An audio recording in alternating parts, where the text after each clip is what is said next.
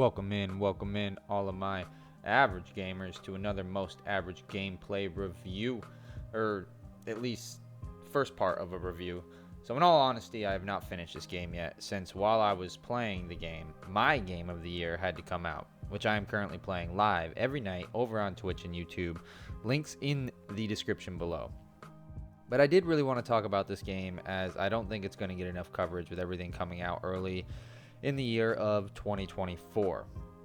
Banishers Ghost of New Eden is an excellent game so far. I have really enjoyed my time with the game, and the game has a ton of potential. I say potential as the game could really fall flat in the end, but who knows, we will see. After getting done with Dragon's Dogma 2, I will get back into this game and finish it up and put out part 2.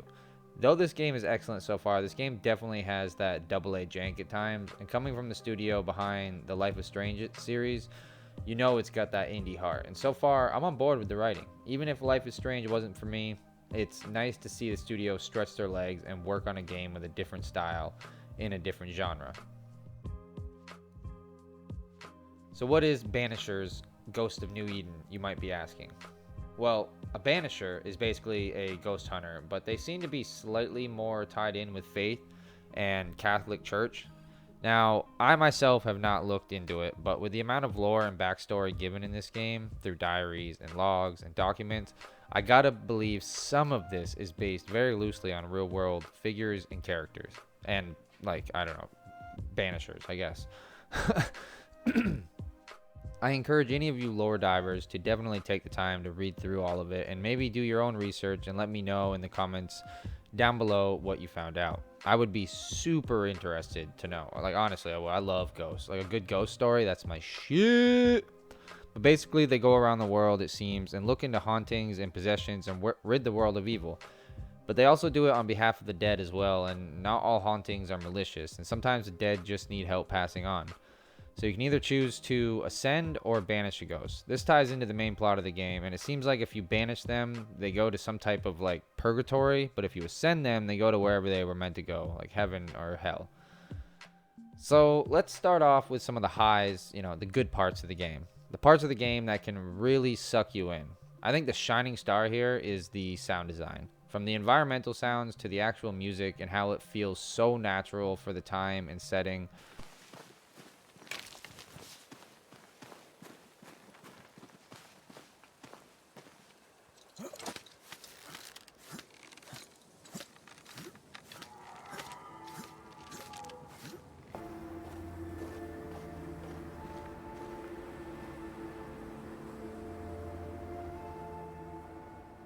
When wearing headphones, you can really hear every little creak and crack, every little drop of water or footstep taken on the ground.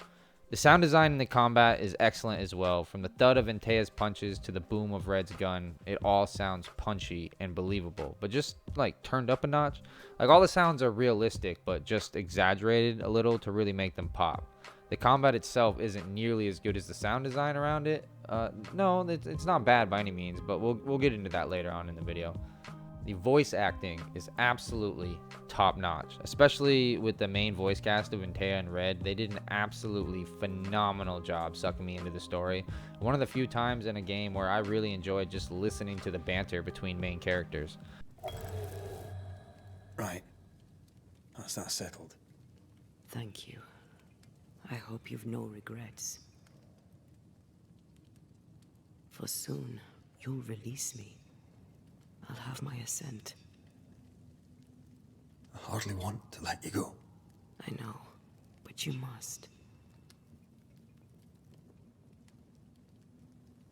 Can I? I am a shadow, caged and fading. You're still here? Still you? We could... Jacob Lind's essence called to me. I knew it wrong, but I desired it. There lies perdition.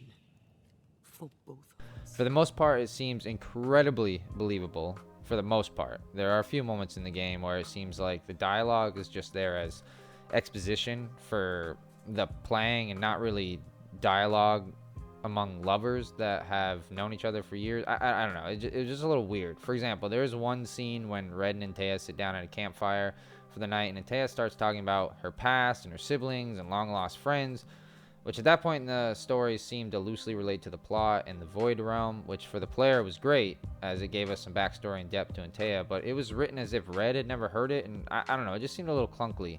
Like, I don't know, if they've been lovers for, like, these are things that you would think they already know about each other, I guess. Especially compared to how, like, the rest of the story had been written so far. But the facial animations are, for the most part, really good. Except for, I don't know, it seems a little stiff, though, especially on some of the side NPCs. And for some odd reason, I don't know, maybe it's just me, but they seem especially stiff on female NPCs outside of Antea. Maybe it's just because of the men having facial hair, scars, and dirt, so it's not as noticeable that their animations are stiff, but I don't know, it just seemed like they were not as polished. But overall, the animation quality is good. Definitely on par with most other games in this style of gameplay. There are all kinds of little touches to detail when it comes to animations, and again, the sound design. Like how each time when Red and Antea get up from a campfire, they have different animations. And one time, Red will help Antea up, and the other time, Antea will help Red up. When it comes to like overall gameplay design, the game really reminds me of God of War 2018. I don't know why, but I just can't shake it. Every time I boot the game up, I feel like I'm playing a slightly more and slightly less polished version of that game with a different plot and setting.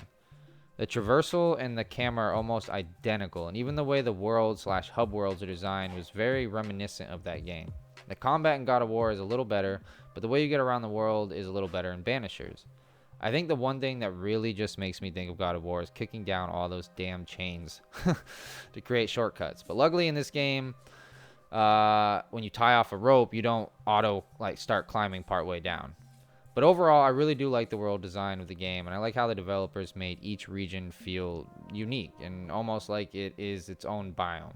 Even though most of the game does take place in dense New England forests, being from New England, it's always fun getting to play a game that takes place in a region similar to where I live. And even though I didn't live in the 1600s, I would say the developers at Don't Nod Studios did a bang up job really showcasing the beauty of New England, from the coastal regions to the dense forests to the snowy mountain peaks. I had quite a few moments where I just stopped and looked around the game and soaked it all in. A scourge is made of many spectres merged. Not always. A harvester, for example, is a scourge born of a single spectre. A scourge will always seek a new physical body, often made of different materials. Very poor. Perhaps you'd prefer an easier question?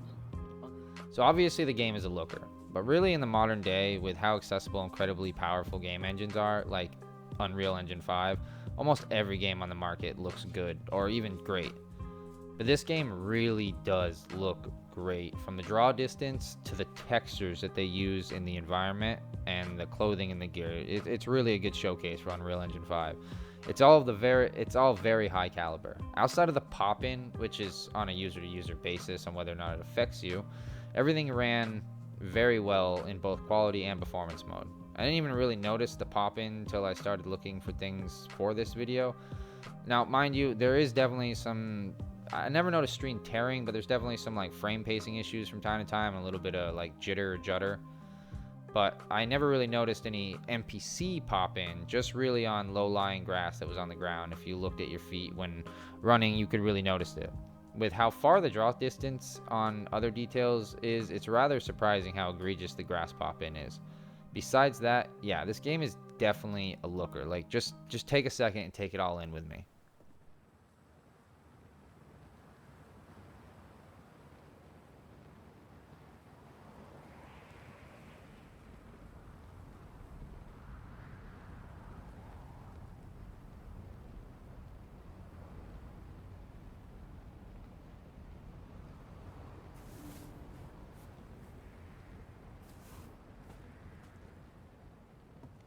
Another thing I really enjoyed, like I genuinely thought it was a nice little treat, was the loading screens. Though there aren't many and they are quick, I love seeing concept art of any game, and being able to look at the absolutely gorgeous concept art behind this game during loading screens was a real treat. But let's finally touch on that combat I was talking about earlier. I think for what the game is, it's more than passable. If you didn't like God of War combat, then you probably won't like this combat, especially since the combat isn't quite as polished as Santa Monica's God of War. But it's a very close, over-the-shoulder, up-in-your-face melee combat with some light range combat thrown in. I do really like the inclusion of the perfect switch. Like, you basically can click the triangle button and right when your hand turns green and get a perfect switch and like switch over to Antea and do like an extra powerful attack. It's really nice. And having two different combat styles to switch between with Red and Antea is awesome. Antea is much more powerful versus like the Living Dead or the Bone Walkers, and Red is much more effective against like specters or ghosts. The range combat with Red's gun is super wonky though, and definitely could have used a few more passovers, you know, maybe a few dozen passovers before shipping it out. It's just like this weird lock-on thing, and then it like it's weird. The enemy variety is actually surprisingly deep though. Yes, there are plenty of repeat specters and wolves and zombies. Each one has a different variant though. And the bosses all seem to have their own special movesets and animations. Though none of them are really all that difficult, it was nice knowing that each one was a little bit different and like kind of gave you like its own set of challenges. So the combat does feel good for the most part of the game. The pacing was done pretty well as well. It seemed each time the combat started to grow a little stale, and Teo would unlock a new section of the skill tree, or well, like a new ghost power, and with that would come further unlockable skills and abilities. And with talking about skills and abilities, I actually really liked how the skill tree was done. This game definitely isn't a super deep RPG when it comes to gameplay depth, but it does have enough to keep it interesting. And with each skill you unlock, you really feel a tangible difference in your combat and what you can and can't do. It's not 1,000 unlocks of incremental percent increases to damage or defense or health. It's skills and abilities that can substantially change up your gameplay. Combine that with the gear system in the game, which if you really like diving into it, I did not. But if you do, you will be pleasantly surprised at the amount of depth and different builds you can work out and synchronize with your skills. So, I'm not really going to talk about the main plot or the story much in this part of the review, as I have not fully finished the story, and I will go much more into the story on part 2 of this review. I will touch on the side activities and the hauntings that you do throughout the game. I really liked how the side activities and hauntings seem to basically like almost directly tie into the main plot each and every time. Everything you do in this game seems to like further connect you, and game seems to connect to each, and with each haunting complete the activity done, you further like your knowledge and understanding of the world created in this game by Don't Nod. The activities for the most part seem to kind of be fetch quest or monster killing quests, but the hauntings are like little mini mysteries for you to solve, though they aren't difficult mysteries to solve, and everything is pretty linear in these parts. But the dialogue and the writing really makes most of them an enjoyable ride, especially when you get to Kate and Thickskin's haunting with the beast and learn just how far some will go to survive in harsh environment of the new world. It's well done, and I like how most of the hauntings are kind of optional, but I wanted to do the hauntings because each one seemed a little bit more interesting than the last. I will talk about the main premise of the plot, and probably should have done this at the start of the video, but whatever. But basically, you and Red are going to New Eden with Antea on request of a friend who is the local pastor of the town. Apparently, there's some kind of evil or haunting that is plaguing the citizens of New Eden. Once you arrive, you notice right off that things aren't right, and this little haunting is going to be much worse than originally anticipated. Eventually, you do a little investigating and find out your friend died to the specter that haunts the town's meeting house. Once you go inside, you face off against the nightmare, and you lose. You lose bad. And in the midst of all the chaos, Antea gets killed. But because of the bond between Antea and Red, and I believe the ruined up rings that she was wearing when killed, she remains on this world as a ghost who follows Red around. Now this is where the big choice or big plot device comes in, as throughout the game, after each haunting, you get to decide to ascend or banish each ghost, and this adds to Antea's ascension. But you also learn of a ritual that can apparently bring Antea back. And you also have a third choice of being able to blame and sacrifice the living. And that in turn helps with Antea's resurrection. Now, like I said, I will touch on a bunch more on story beats and specific hauntings I did and didn't enjoy in the second part of this review after finishing Dragon's Dogma and get that review out. So overall, though, I definitely recommend this game, especially if you can get it on discount. At least so far I do. Maybe wait for part 2. Maybe I'll fucking hate the ending. This game has the heart of an indie, the flash of the AAA, and the jank of the AA. But overall, I have really enjoyed my time with this game, and I just can't get enough of Red's Scottish accent. Like, mwah, chef's kiss. The one thing I will say about this game that really surprised me is just how big it is. When going into this game, I really thought it was going to be like a much linear, shorter, like 15 to 20 hour experience. But if you choose to explore everything and experience every haunting, and believe me, I didn't touch on half of the stuff that you can do in this game, you're in for at least a 35 to 50 hour game, minimum. The map is much bigger than I expected as well. Like, much bigger. There's way more biomes that open up because it's like it's all fogged out and stuff and you can't really see. But no, it really starts to open up. But I think that's going to do it for the first part of this review. And as always, my friends, I hope you enjoyed my opinions on another game. And if you did, let me know in the comments below, or with a thumbs up or down. And don't forget to hit that sub button. You know, it's free for you and means the friggin' world to me. But as always, my friends, stay safe, stay healthy, stay sexy, and go banish some ghosts, all my average gamers. I'll catch you on the next one.